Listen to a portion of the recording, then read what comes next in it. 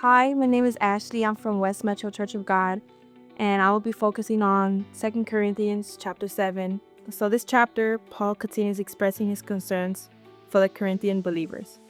He's urging them to open up their hearts to the Lord and pursue holiness, both in our bodies and in our spirits.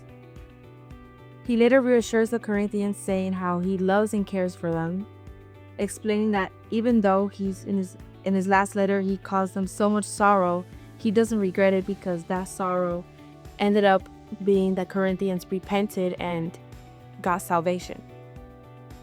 He explains that godly sorrow leads to repentance and salvation, and worldly sorrow leads to death.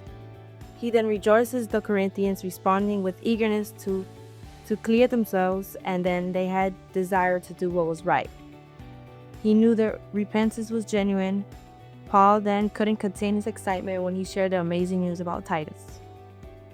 When Titus visited, he was welcomed with so much warmth, and it actually proved that Paul was so confident in them because the Corinthians were obedient and genuine with themselves. And Paul couldn't be happier because it actually showed that the Corinthians had grown in their faith and not weren't how they were in their past.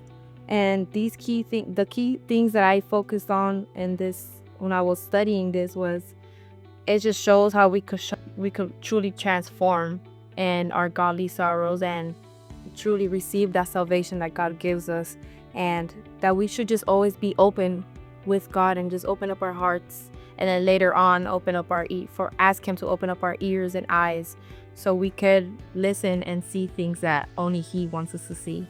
So I just advise to actually study 2 Corinthians chapter 7 because it just goes so much more in depth and how we should just open up ourselves and just accept that holiness. See you next time.